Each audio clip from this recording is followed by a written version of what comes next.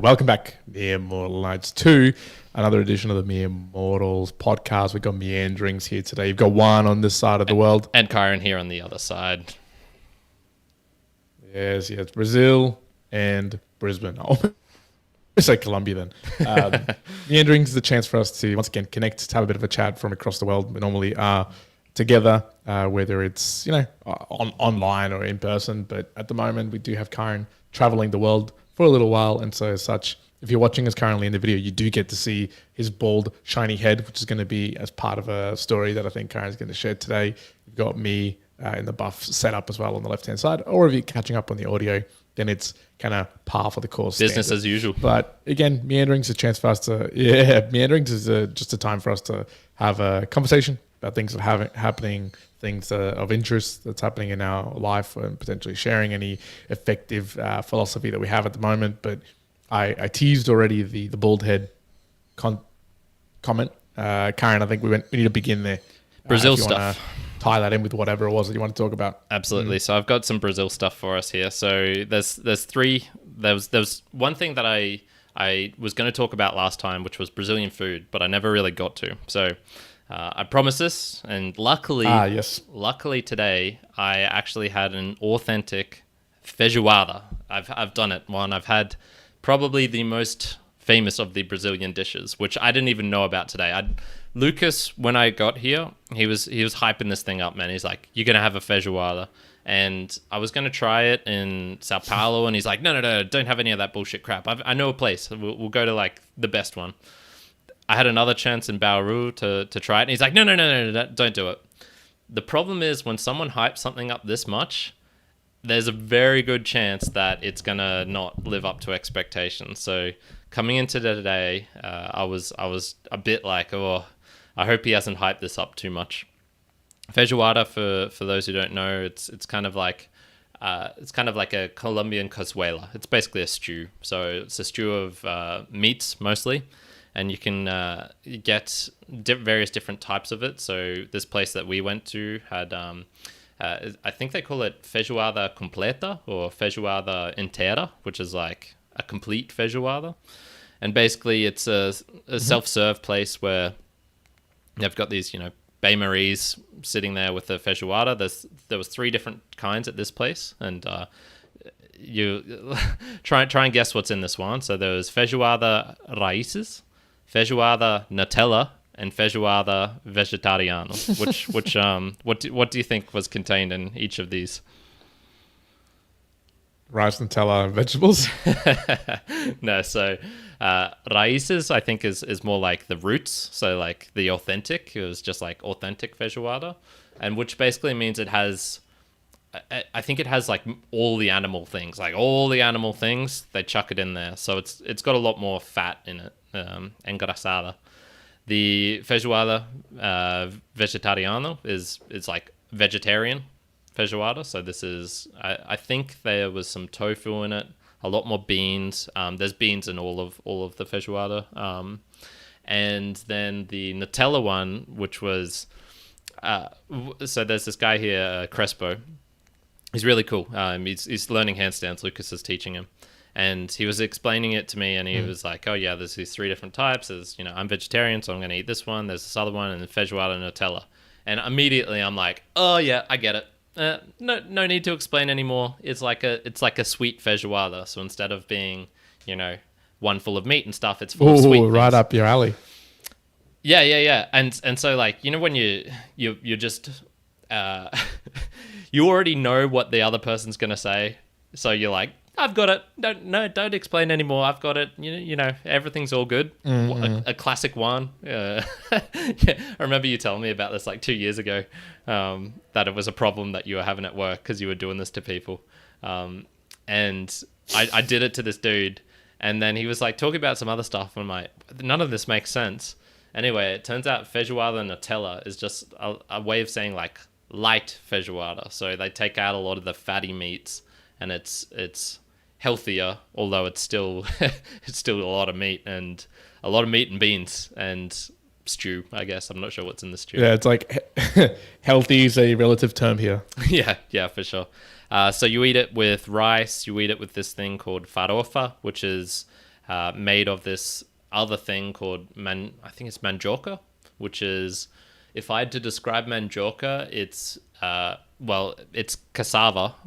That's the literal translation, but I've never really eaten cassava before, so that was kind of a new experience for me. It's kind of like potato with a lot more yellow in it, and it kind of has like almost like a pineapple-y type exterior, but it's not sweet.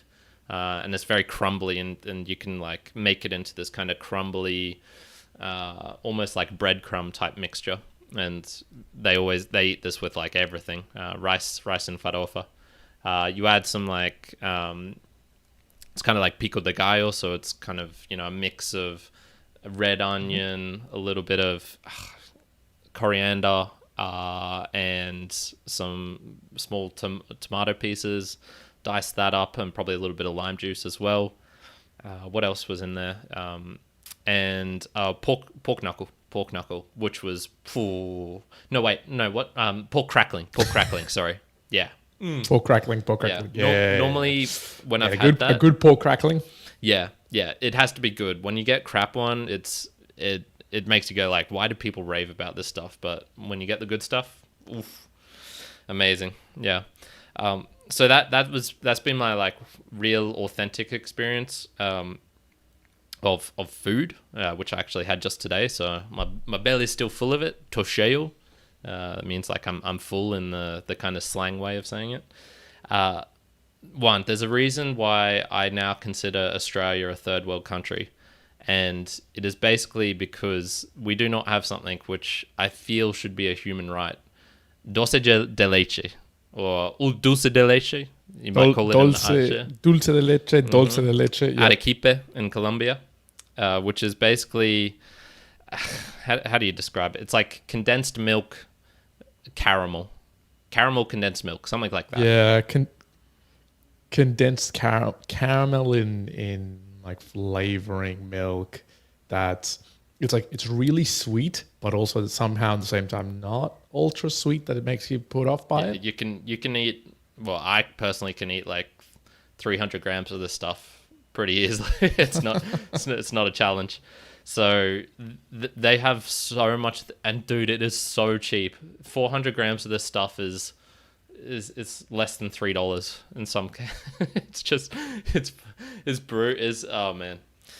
I don't know why we don't have it in Australia, honestly. Like, we put it in our ice cream in places like Gelato Messina, and I think even in Gelatissimo, I've seen dulce de leche versions of this. This stuff is so good, man. So good. So everything else, man, honestly, I've tried a lot of different things. I've got what's this? It's like a choco cobamba, like Colombian cake thing, which I don't know why it's Colombian, but I think it actually is got a Colombian type of heritage to it. I've tried this thing. I've tried a whole bunch of biscuits. Nothing compares to Tim Tams, to be honest. Tim Tams are the goat of biscuits. Oh, there you go. So it's still not coming close to something like a Tim Tam. But I'm glad that the predominant thing at the moment for you in Brazil has been food trying. I've been doing a mix of... I have had a churrasco. I think I talked about this in the last episode. So Brazilian meat is really top quality. It's really nice, and the way they cook it is very, very nice as well. Brazilian beers as well. It's so funny. Like, you go to a whole bunch of countries and they'll be like really proud of their beer, their national beer, or even just the foods, and they'll be like, we've got the best foods ever. It's like, it's rice, it's meat, it's beans. And every country has rice, meat, and beans in Latin America. And then they've just got a different way of combining it, which, is authentic. Feijoada is a Brazilian thing. But the basics, the core ingredients are all the same. Brazilian beer, it's 4X, but it's just in a different bottle. Every country has the same beer, and no one wants to admit it, but it is true. When you get into the craft beer range, then you can get some good stuff. I can't remember if I called you. It's called a copa suja, or copa suja, which is like a dirty cup, and basically you get a beer, and it's kind of got the margarita salt or flavoring like around the rim of it. Oh, on the edges. Yeah, and it might have been like salt and sugar or something. I don't know. It was a weird kind of blend of things going on there, and they had both of that, and I was like, yep, this actually improved the kind of like fruity beer I was drinking, which was a craft beer and which I did enjoy. So yeah, recommendation to people when you go to different countries, people will. I think you need to ask like 8 different people, and then on the 9th one is when they'll give you a proper answer of like, okay, this is something that's actually, properly authentic. Here's a place where you can go, which will give you a more properly authentic experience, and it's not going to be a tourist place, and it is going to be out of the way. It's not going to be like on the main Avenida Paulista or like the main street of Rio or anything like that. So you got to work for the good stuff. You got to work for the good stuff. Have you been eating anything interesting lately, Juan? You said you were gallivanting about the other night, going places.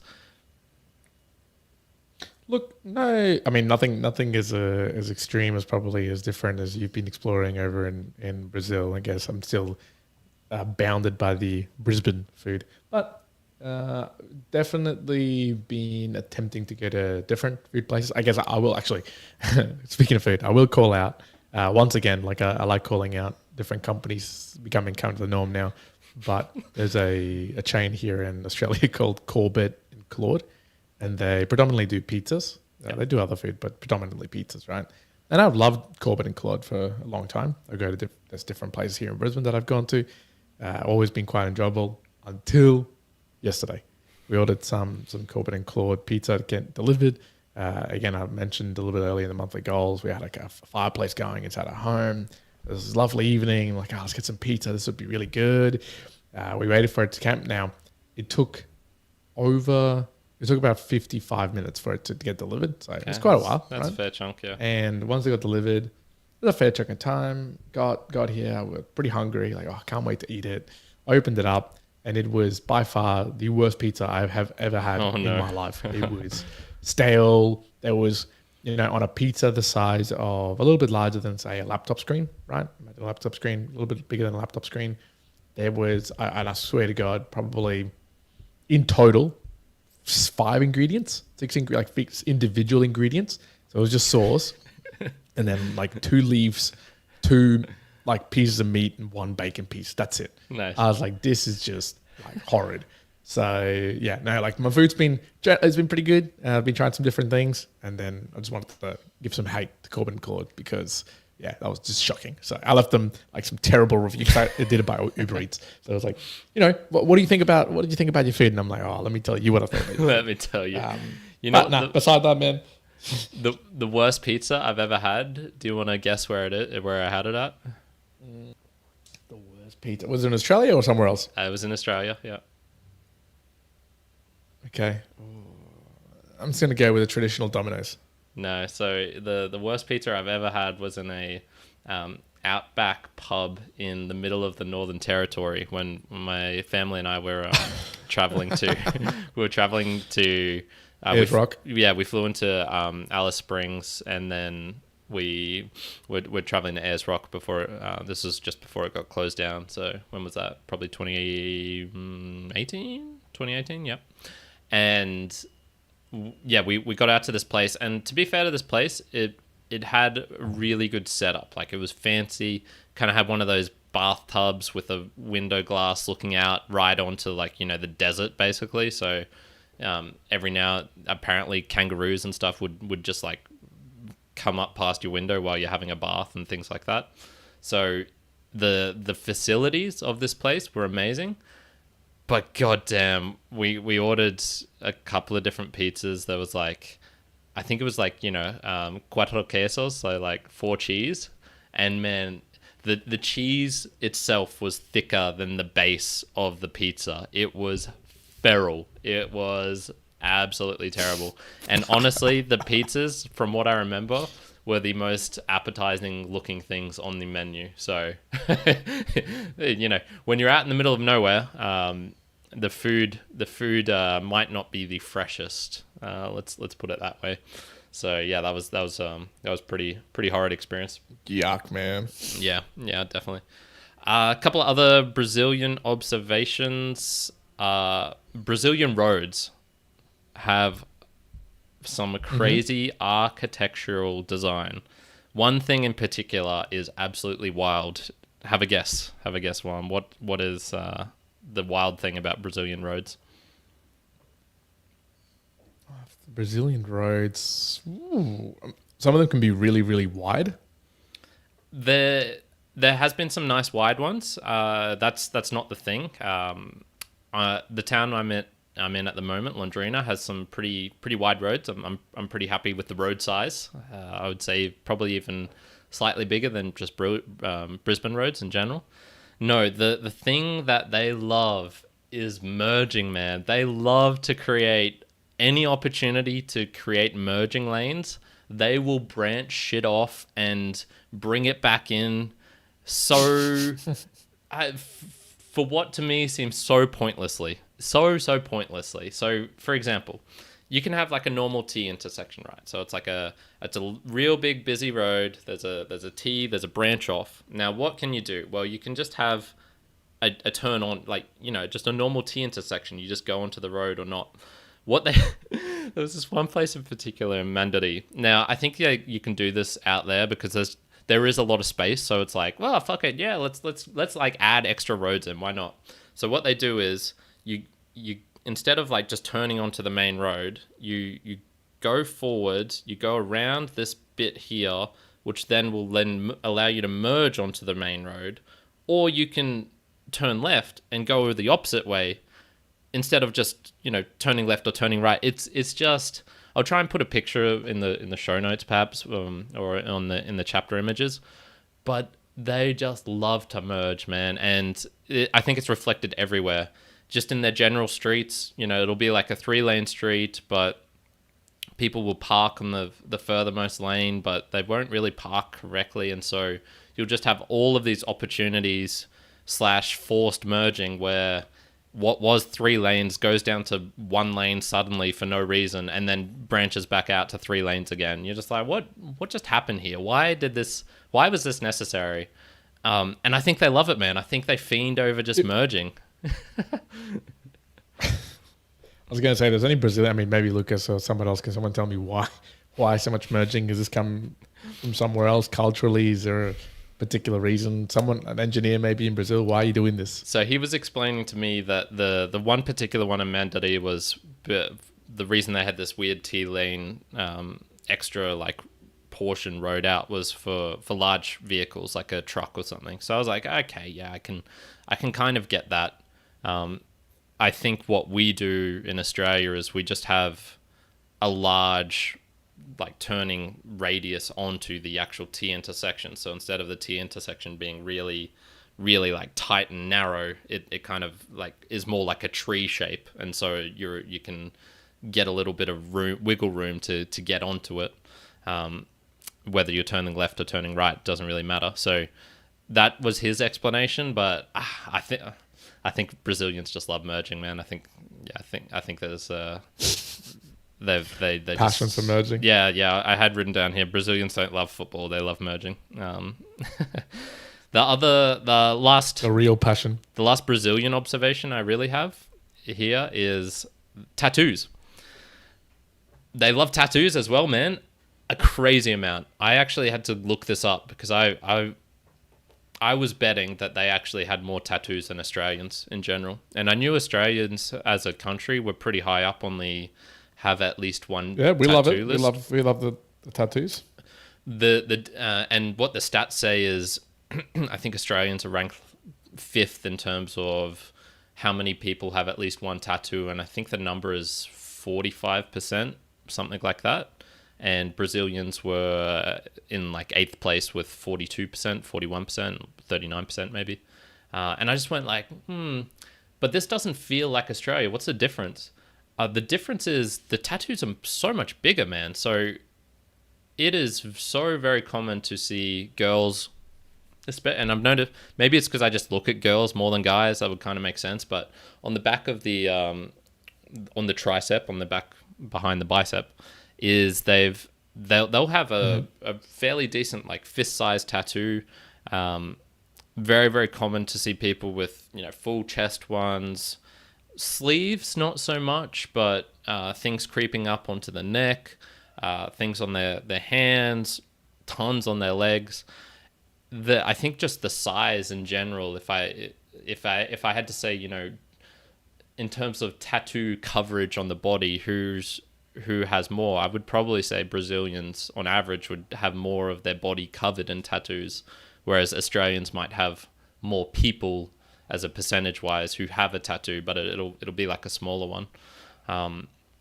Everything, and I was just trying to think, like, what other reasons would there be for this, me really noticing it? And the only reasons I could think of were, maybe it's weather related, and so they're showing more skin here. I actually don't think that's the case. I think jeans are a lot more popular than shorts here as well. So yeah, I was just blown away by the amount of tattoos. And I also stand by my bold statement made previously. Brazilian guys, come on, you got to get rid of it. Got to get rid of that hair. It's a bad look. It's not a good look. So go down the path of the Karen look. Was there anything else you wanted to add with the baldness? I know you mentioned it earlier. Was that what you wanted to talk about? That was the main thing, man. Yeah, I suppose semi-related to this. It's not really related, but there are some countries where the girls are better looking than the guys, and I think probably most countries, I would say, would fall onto this. Mostly, there's just personal opinion, but I think girls are just more aesthetically prettier than guys. Like, they don't have all this like random body hair just spreading out of places. I don't know what girls see in guys, whatever. But this is a country where that it falls into that. I would say the girls are better looking than the guys on average. Once again, the big butt thing. Did we talk about that last time? I think we did, right? We did. Yep. Yeah. The big butt. It's not really a thing here. As Lucas says, it's about like the full package. It's about the shape. It's about the firmness. I think maybe that is where the mistake comes from, because when I talk about butts with him, he's got a lot to say about them. It's just that they're not big. But he's almost like poetical when he's talking about like what a good butt is. So yeah, maybe that's the poetical. But yeah, that's all I've got. Okay. No, observations. That's a good little update on Brazil. Yeah, for sure. I might put a little pause. Yeah, I was going to say, let's go into the actual Boostagrams for a little bit. Let's just give a little bit of thanks and to the people who've been supporting us, and then we'll jump into a couple of other common things that have been happening as of late. Sounds good. My next points are related to instant connections. So there's a couple other experiences I had which lead to like a little bit of a broader topic, which we can talk about as well if you don't have one yourself. So Boostagram Lounge, for those who do not know, is where we thank everyone who has helped to support the show over this last week and a half, I guess, because it has been a different episode here. We forgot to mention we're live here on the 27th of the 4th, 2024, which is a Saturday evening for myself. What is that? A Sunday morning for you, Juan? So that might be Sunday morning over here. That might be where it's still going to be up in the air, as Juan mentioned last in the monthly goals. He's going to be in Japan, so it's going to be a bit of a hectic one next week. We'll see if we can pull it off. But yeah, so we like to thank everyone who's helped support the show monetarily over this last week. If you want to do this, is by sending in a Boostagram, which is a payment that you can do directly within your podcasting app if you've got a good one like Fountain, Podcast Guru, True Fans. I've been using a lot recently on the desktop. It's very good. Podcast Guru, also really, really solid. Sorry. And then send that in, and we love it when you have a message attached to that as well. So, Juan, do you want to kick us off with some of the messages from this last week and a half, I guess? So, when We get a bit, yeah, exactly. So we got a couple. We've got a couple here. One came through from Talking Bull podcast. Interesting talk. Adam seems to have a wealth of knowledge on the subject, and it would be worthwhile getting him back someday. And that's 100 cent using Fountain. I'm assuming with your conversation with Adam. Yeah, would have to be which one it was that I imagine it was the second one as well, the more recent one. I will be hopefully in July meeting up with Adam and other podcasting people in Nashville. So everyone will have gear with them. So it is possible, might be possible. It'll be very busy time, but it might be possible that I could squeeze in a couple of interviews. No promises, but yes, thank you very much. Talking Bull podcast. We've got one from Petar here. Yapping. We were talking about yapping last week, meaning talking was a commonly used word up here, maybe even a little dated, like something my father or uncle would say when I was a child. That's Rise of 2,222 sats using Fountain. Quack. So perhaps it's one of those old words coming back now into the new lingo. But yes, yappinator, yapping, yappers.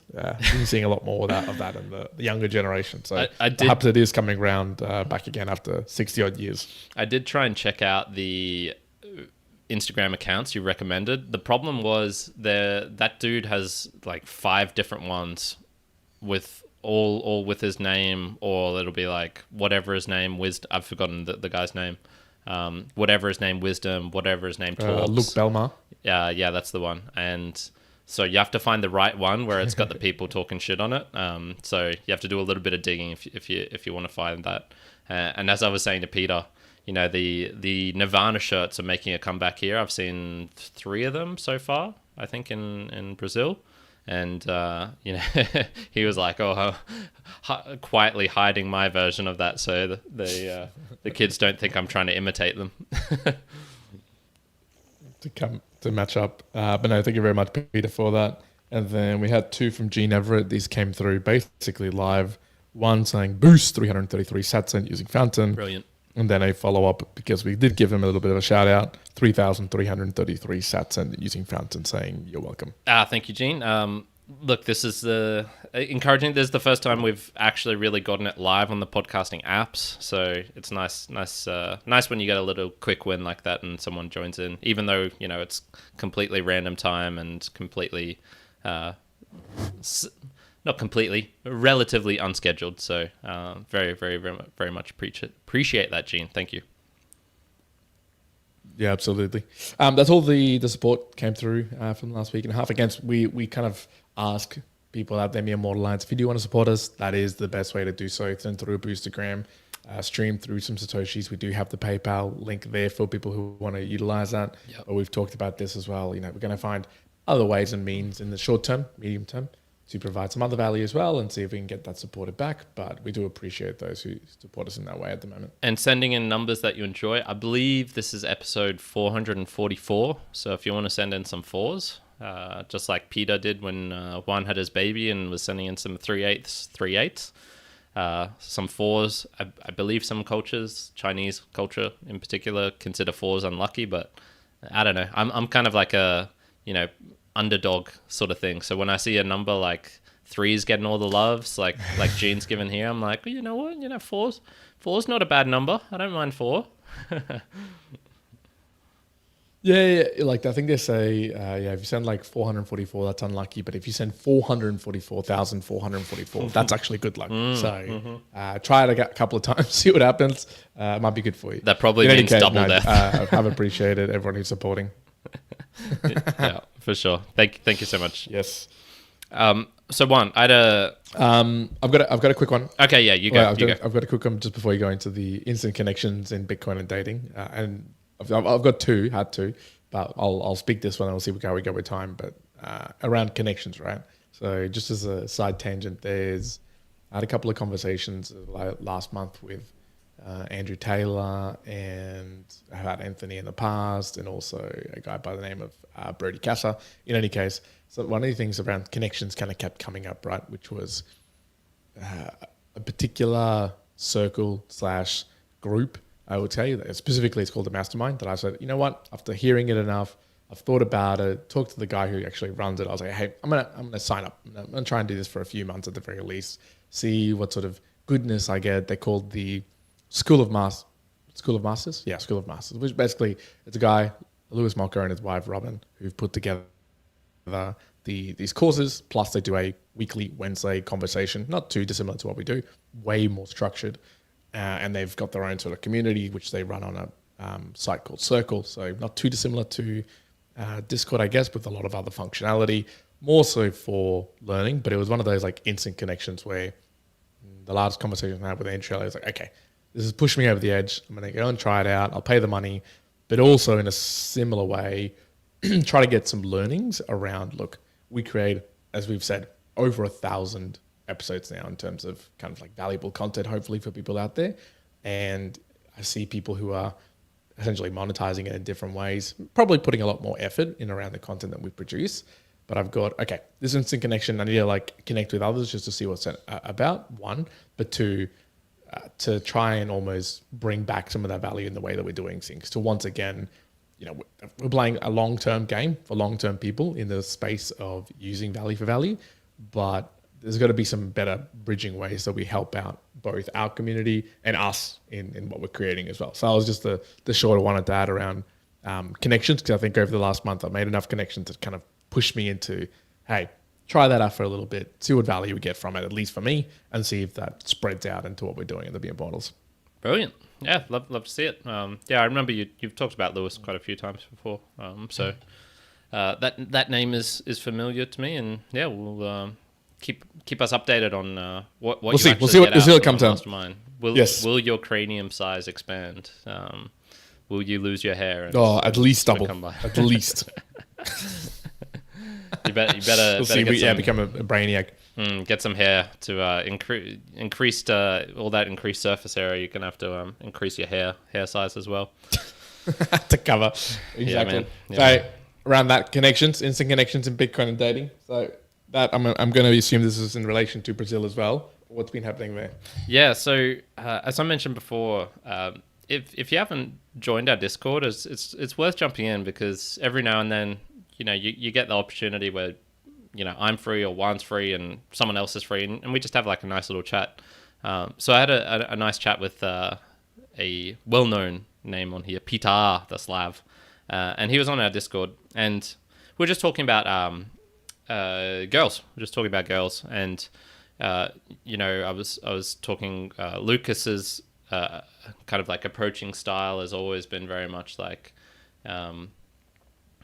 He'll look at them, like he'll smile at them, he'll wave at them, and he's always kind of like, he won't cold approach like I have done in the past, which is just going up to someone and just making something happen, and we'll talk about that in a second. His has always been, you know, having something there first, and as you'll see in like my monthly goals, I'm always writing down, is probably the most common one, work on your eye connection, like keep looking at people.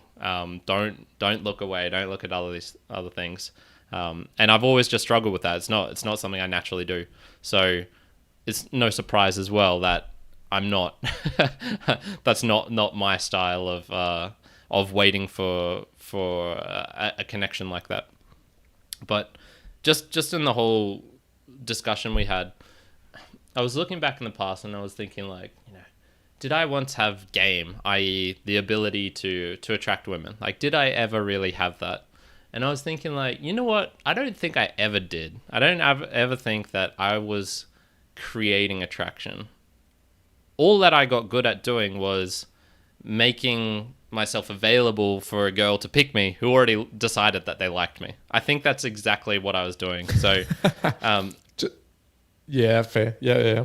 You know, I was friendly. I'd go up, I'd chat about some other random bullshit, and you might be thinking like, oh, you know, Kyron talking about a pet shop is like, damn, he's like creating attraction. This is like masterful. No, that wasn't that was not what was happening. It's not that I don't believe in the ability to say certain words, act certain ways, which will create, on average, make yourself more attractive to the opposite sex. And why I say this is, so I went to a Brazilian wedding about a week ago, and once again, thanks you so much to Lucas. Like he was the padrino, the best man, and oh man, dude, he had the sweetest gig out. He didn't have to do a speech. He didn't have to. He didn't even have to carry the rings or anything. Like all he had to do was just rock up late, which he did, and everything was still fine. Man, Joey stitching me up with all of these responsibilities from his wedding. And so as I was at the wedding, there's things about this. Wedding crashes, the whole damn movie. I was practically in the wedding crashes scenario. I knew no one there apart from Lucas and Yada. And, we get to the hotel 5 hours before the wedding. There's the hotel where everyone is basically checking in. So you're like, I'm going to see these people soon. We get to the wedding, big wedding, fancy, like that. It was in the church at the start. Meant to start at 7 p.m. Actually started probably closer to 8 p.m. for the actual ceremony in the church, and then the reception started at like 10 p.m. It was late, man. That was I don't know if that's a Brazilian thing or what. Well, too late for me. Yeah, man. That's like Juan's bedtime. So it was funny. That's beyond my bedtime. Far out. Yeah. So it was funny being in the church because that's when it's like, all right, well, I'm kind of just sitting here for like an hour and a half, just like looking around. And so that's when it's like, I try to put myself in like, what would the game guys do in this scenario? So they would be like looking at all the people in front of them. And I was sitting near the back as well. It'd be like, oh, okay, that girl's with this guy. This one's with her friends, but she's wearing something that's maybe a bit more revealing. So maybe that means she would be more available to like a connection or something like that. And I was trying to remember like all of the shit that these guys used to write on these forums, which I used to devour. And when we went to the reception, it was funny because it was like I had a realization about 20 minutes, 30 minutes into it, which was like, if I did want to try to sleep with one of these girls, which I didn't really, it would have been nice if it happened, but whatever. The amount of logistical and observational planning to make that happen would have made it essentially like a job. I would have had to have sat there the whole night and been like just observing everything, trying to take it in. All right, like she's walking over to there. She's not talking with her friends now, but her friend, I saw them talking before, so they're potentially going to meet at the buffet. I want to get her like alone for this time. They're going outside, but she's going out with this guy. I think there might be something there already. You would have to spend all your time observing, making tactical decisions, logistics, all of this bullshit, and not enjoying the wedding.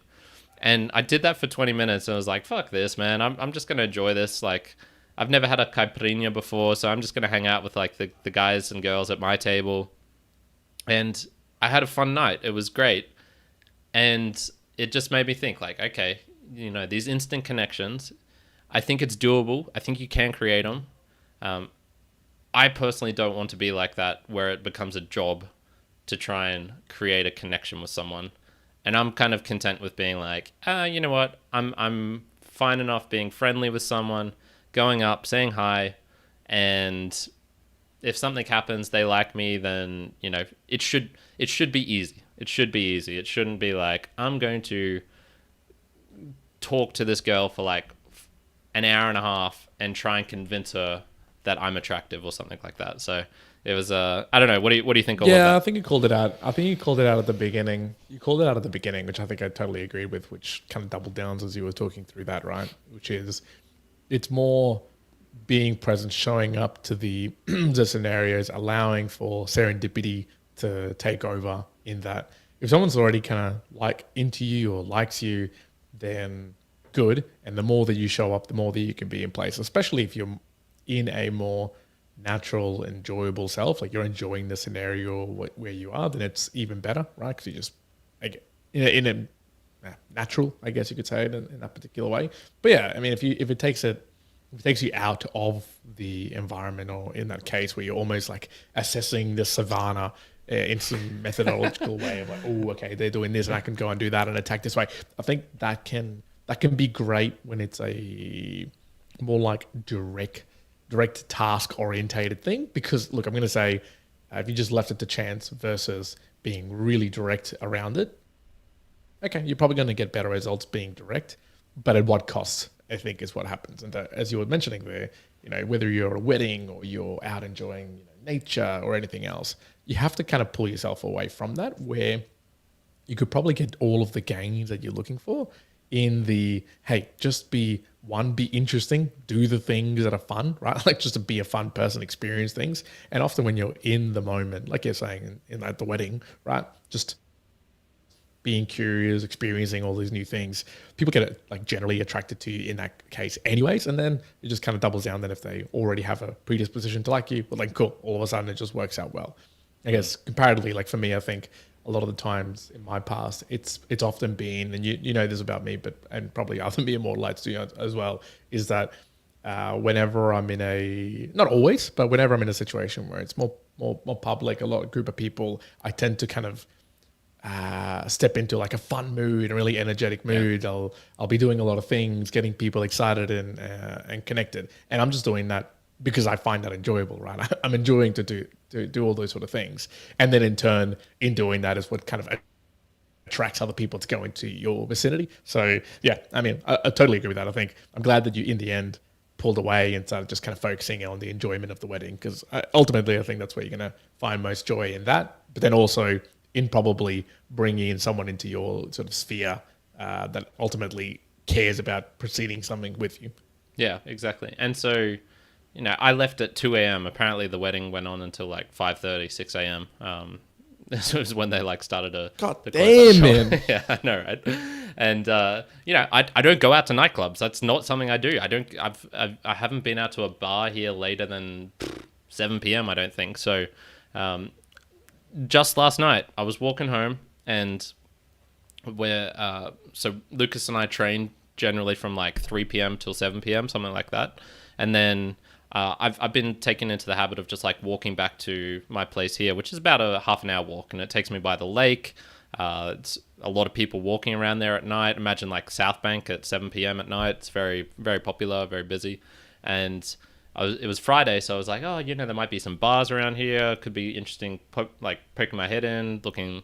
And I walked around, and there were a couple of bars, and they were dead empty, dead quiet at 7 p.m. And I went, if I want to go out here, it would have to be at 10 p.m. and I'm not going to do that. Like, that is just not interesting to me. That's not up my alley.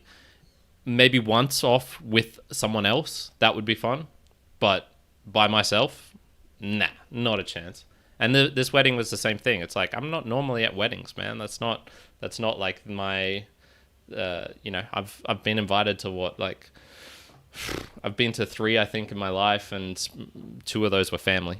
So it's not by place, not a common occurrence. Yeah, and one other thing I remember from all the game forums and stuff like that were these guys had a lot of them would have the rule of like, I'm going to be the last person home. So if nothing's happening, if I'm not able to create any attraction, like I'm going to keep out here approaching until day breaks, until there's nothing, like there is, and I just went, that is a fucking sad, cold, lonely existence, which I do not want. Like I do not need any of that in my life. So, yeah, it's funny having that little experience there. And I think some people are more suited to it as well. For example, I would say you're much more observational than I am. When I'm out, if I see someone and it's like they're like, oh, did you see that cute girl? I'm like, oh, which one? And they're like, oh, in the red dress, or she had the thing on her hair, or like her hair was done up in this way. I would be like, what? Like I did not see any of that. Whereas I think that's something that you're much more observational than I am, just from our talkings and things like that. One. Yeah, and honestly, if I was going to say to people about that as well, I'd say, look, that's just probably just nature, how I grew up. maybe a part of it, but I wouldn't even be able to say to people like, oh yeah, if you want to get to that, achieve that, this is how you do it. I have no idea, but yes, you're right.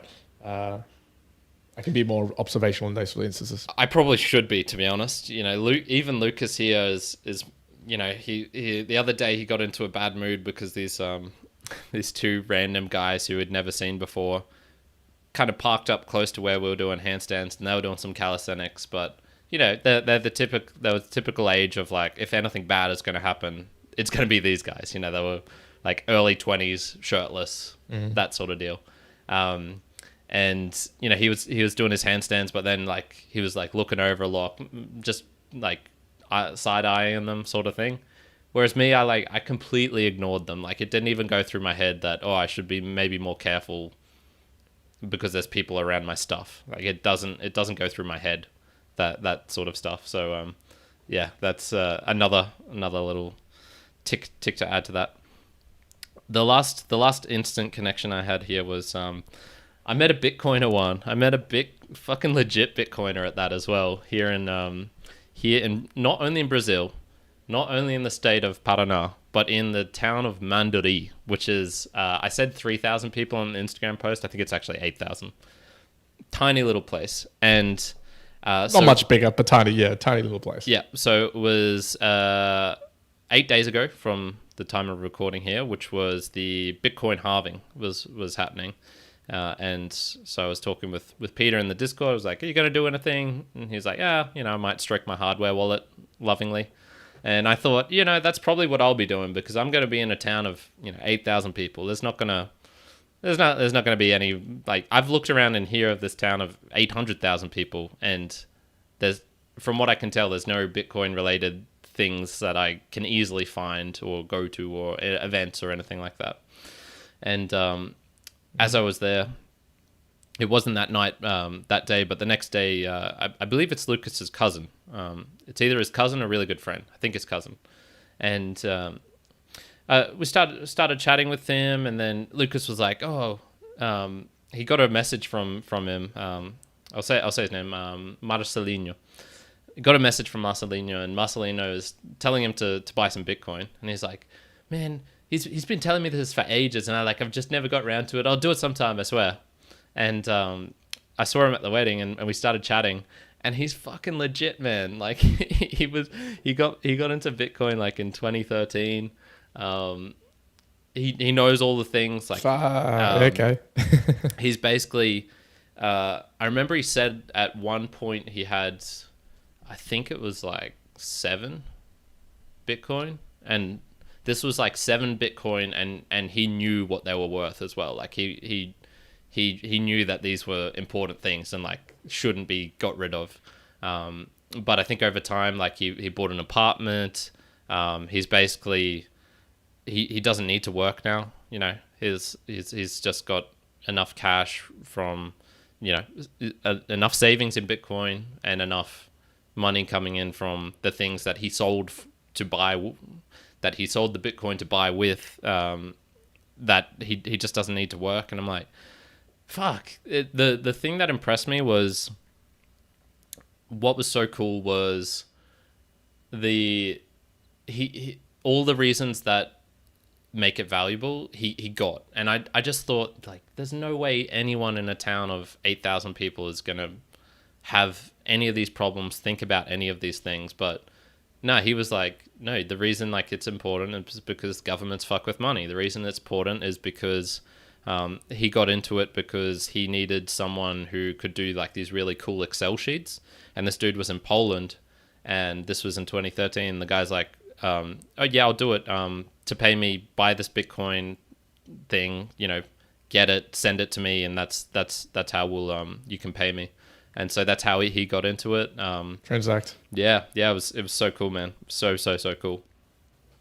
I was gonna say, I think it's even cooler as well because it's the reason why you'd be promoting something like Bitcoin to anywhere in the world is for exactly those reasons. So like the fact that someone in a little old town to kind of be talking about those specific reasons and not it being, oh yeah, because it's going to be a good, it's going to gain this amount of percentage or whatever. That's impressive. Yeah, and so the most authentic Brazilian thing I've done was on this day, a couple of days later, actually, after meeting him. Sorry, the day after the wedding, and so we get back to Mandalay because we went to this other big town for the wedding, and then came back to the small one. And when we're back in Mandalay, like I went over to his place because it invited me to watch the most important game of the season so far, which was Palmeiras versus Flamengo, and so Sao Paulo versus Rio basically, and we went over to his place, and he's got a nice place, but he's a bachelor, so the TV was actually just a monitor screen taken from his dual setup computer, plonked onto a chair with cables running everywhere in his living room with the sofa and the string hanging from the roof for the cat that he recently adopted from the streets, because why not? And man, we were just like yelling at the screen, we're drinking beers. It was so much fun. And then afterwards we go out to like one of the only pubs, which is in Mandalay, and we're out there and we're eating some what are they called? I wrote it down here, espetinhos, which are basically like skewers. Espetinhos, skewers of meat, like this amazing meat for like $1 and $2, sorry, and and right next to it, like I'm trying to write this picture, and it's kind of like the heart of Brazil. I should bring out the map here and see just how close it is to the center, but like it would not be far away from the actual center of Brazil, and if you could do that, maybe a little bit too much to the south. Actually, no, it's not even close to that. It's south. Anyway, it's in the middle of nowhere. and it's kind of like as far out as like Claremont is, for example. Like it's the middle of nowhere, but it's not the heart of Australia. It's the heart of Queensland. And we're out there, and there's one or two pubs open. It's a Sunday night. We're having some drinks. We're talking about Bitcoin. Like we're like five beers deep at this stage after being hungover from the wedding the night before. And like I just turn around and I look out where I am, and right across the street is the new kind of municipal square that they've set up, which Lucas told me even just a couple of years ago was like a swamp water. There was nothing there. And there's Brazilians playing beach volleyball there. And I'm like, this is the best, man. I just yelled at a TV screen for shitty football players. I'm drinking beers. I'm watching people like play some beach volleyball in the middle of nowhere. It was so good. And then after that, we went to a restaurant, and that's when he started explaining Bitcoin to Lucas and his girlfriend. And man, even though I was at this stage 6 or 7 beers deep, I like forced myself to be sober and like hone in. Like, I need to understand what it was about Bitcoin. I need to be listening in here. That made him so passionate, so convicted about why it is important, why it is useful, why it's freedom technology, why it's going to help the world, make the world a better place. And he nailed it, man. He just fucking nailed it. And I went, yeah, this was a good evening. This was a great evening. So yeah, that's my instant connections as well. The sort of connections that you can find, hey? Yeah, man. It was good. It was good stuff, man. It was good stuff. Apologies, I've been speaking a lot of in this episode, but that was a really, really fun experience, which I'm not going to have in Australia. It's just not going to happen. No, and I think often, I reckon we're going to see a lot of this in the next couple of podcasts that we do anyways, right? There's going to be a lot of storytelling and sharing from your travels at the moment in Brazil, which I think is a good thing. It changes it up. It's a little different than the usual stuff that we talk at home. And honestly, you're doing more of the interesting stories finding at the moment, right? Apart from going around in a helicopter and doing a few other things, mine's been pretty much same, right? So no, I think if we take up the time with stuff like that, I think it's going to be of more interest anyway, so they'll be more delight to home. Yeah. You promised us a fitness story of some sort, I think. Was it the pizza story, or was that the? It is. No, it's a quick little fitness. We'll end it there. We'll end it with that one, I think, and it's a cautionary tale for folks at home. So this one probably goes more so out to the males out there as opposed to the females. However, maybe, this could create havoc for you if you're wearing the wrong supportive gear. But it's to do with supportive gear. Now, Karen, I've been talking about doing quite a bit of running as of late, right? Now, I ran, let's put a timing. Last Wednesday, I ran 15Ks. Wanted to do 21Ks, but ended up running 15Ks. And This was like the dodgy, various types of underwear. The dodgy shoe. Correct. Not dodgy shoe, the dodgy foot story. Yeah. Correct. So if you can recall back, dodgy foot story, the one going like numb basically, and then contracting up and getting all like, just pain and then walking rather than using a new But anyways, on that particular day, so I have normal underwear and I also have like tights. Like I guess not like swimming tights, but just if you think Nike Pro type of tights. And for whatever reason, I'm pretty sure this is what happened. For whatever reason that day, I decided, hey, I'm going to go for this longer run. I'm just going to wear these like Nike shorts, right? As opposed to any underwear. So I go Nike shorts and then like normal shorts over the top. Cool. Ran it. Didn't really think anything of it. Now, on the Saturday morning, I then did another run, which was the usual So-So's morning run. Did it with Manshield. Ran the 5Ks. But on that particular day, and I faithfully remember, it was like my underwear that I was wearing was just too tight. Like it felt like it was too tight. Now, I was also wrecked from the day before. And now there's probably a couple of like in unison things that happened. I think I either got like sick or something happened around the time because I just felt like really weak, everything else. But more precisely, dude, either because I ran on the Wednesday with no real support or Saturday with, let's just say, too much support, cut a long story short, I ended up going to emergencies on Monday. Yeah, on Monday, dude, because my left testicle was so swollen. And I was like, what is going on? Now, I thought, so originally I was like, okay. And it was weird because even though there was that, it was just like all around pain. And I can only describe it as, imagine if you were wearing a belt and it was like, you had the belt and it was kind of like slowly tightening around all areas of your body, like your abdomen. Yeah. That's what it felt like, that sort of pain. Or describe it another way, if you got kicked in the balls and it was like 4 hours later, that feeling continuously. And I was like, what is going on? That's not good. Anyways, went to get checked out, a whole story behind that. In the end, what they basically came back to, and I think is that, no infection, and this is the dangerous one for people who don't know at home, torsion, right? So if you get full torsion down there, that can be pretty bad. What they did suggest is it was partial torsion. Likely, and looking through it, it was probably from running either too supported or too unsupported in the running. So I actually ended up having to pull back all of my running completely that I've been doing. So past week, no running at all. And training actually fell off the wayside. But here's the kicker, which I'm sure everyone will understand of one. And, my partner gave me shit and everyone gave me shit around it, but it's just who I am. On the day that I went to hospital to go get checked out, I made sure that I went quickly to go get a gym session 2 hours beforehand. I was like, I was finally gonna get a quick little training session in. And dude, it's like so piss weak. I could barely squat anything. I could barely move. I'm like, why am I here? But I still got like a couple of push-ups and pull-ups done. And then I went home and I'm like, okay, I should probably go to the hospital now. Oh, wow. Yeah, that is as true as it gets. That's a great mentality story, of one. But at the end now, so like all good now. And I've come off like, again, forceful time off.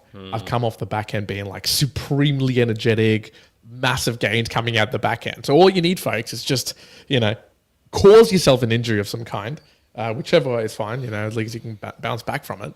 And you'll come away the other side feeling rejuvenated. But yeah. For folks at home, keep an eye out on that. Get the right supportive gear. Yeah, not great, man. Was there any moment during those runs where you thought, I shouldn't be doing this right now, like this is wrong? Yeah. Okay. Because not at all. There's not sometimes at all. there was like no indication, nothing. Yeah. All right. Well, that's not the gym session beforehand's not great, but the actual causing of injury is. We'll give you a pass on that one. I think. I don't think there was. If you because you normally know when something's wrong. Like if your wrist is really banged up and you're still handstanding on it and you're like, I probably shouldn't be doing this, but I'm going to do it anyway. Yeah, that's not smart. You shouldn't do that. But if you're just running normally, and sometimes you change shoes, sometimes you know go when it's wet or when it's super hot or dry. Like you can't control all of those things. So yeah, oh shit, man. Well, I hope everything is okay, and it's a unpleasant feel. It's not pain in the sense of like, I don't know, like a rash, or when you've got like it's a unique type of pain. That pain after being hit in the balls. Yeah. Correct. It's nasty. And I'll leave with that. I'll say with this in that when I was at the hospital, there was not a single male who came to see me. It was like 3 nurses, all female. The doctor was female. The ultrasound lady was female. So everyone's female, right? Yeah. And when they were asking me about the pain and to describe the pain, I had to keep being like, oh, it's kind of like when you get kicked in the balls, but I don't know if this is translatable. Like I don't know how to translate this to you. So that's when I came up with the belt sort of analogy. No, but yeah, it was. Yeah. If it's happened, then you know what I'm talking about. If not, you'll have to just imagine the belt situation. There you go. All right. Learning there from Juan. Get some support out there, people. The right type of support. Exactly. The effective philosophy here is, make sure you are supported in the right ways, folks. Mere Mortals underwear coming soon. It'll just be crotchless. It'll just be a hole. Just let it just increase the level of injury so that you may feel the betterment after you come out of the injury. That's what it'll be. Or it's like it's just like a string in the shape of an M, 2 M's, and you just have to like, I don't know, put that on somehow, tie it at the back, Oh jeez. All right, Juan. Innovations, folks. Innovations. It's 8 a.m. there for you there, so hopefully you've got the full day ahead of you. I've got a couple of hours of the evening ahead of me as well. Anything else you want to do the value for value section to take us away? Yeah, well, and just an additional, do you see Lucas in the chat saying, let's go practice handstands, brother. So nice. Maybe that's my sign to go and do handstands in the upcoming work for, I'll call it calisthenics as opposed to gymnastics. But yep, value for value. Once again, if you have enjoyed tuning into the show, if you want to leave us some feedback, if you want to leave us some commentary, the best ways you can do that is by sending through a Boostagram. That is a comment with some satoshis attached to it. It's part of the value for value way. You can support us in other ways, obviously with time and talent, time sharing across any of these conversations with other individuals. That's broadening our perspective of who's listening to the podcast as well. Talent, if you're listening to this, if you've got any other support that you can provide for me around my running, making sure that I don't get any more torsion problems. If you've got any other places that maybe Karen could go to, anything else about food, anything of the like, you want to provide some questions, all of that is talent that we really do appreciate. And as I've already mentioned, treasure, which we called out in the middle of the podcast, always in these sort of sessions. It's the way that you can support us to help us sort of monetarily continue the podcast as well. I think, look, we'll leave it there. I don't think there's much more to really say. Karen, thanks for making time and doing all the big work here and setting us up in a new format, which I think is going to be a little bit easier to set up as well. Once again, while we're sort of traveling and moving all around. And again, maybe some feedback from folks at home. Is there anything else that you'd like different? Anything that would have changed? Or if you've enjoyed this sort of format? Yep, my pleasure, man. Cool. All right, take us away, dude. We'll leave it there. Thank you very much, mere mortal lads. Wherever you are, be well. Juan out. Kyron, ouch!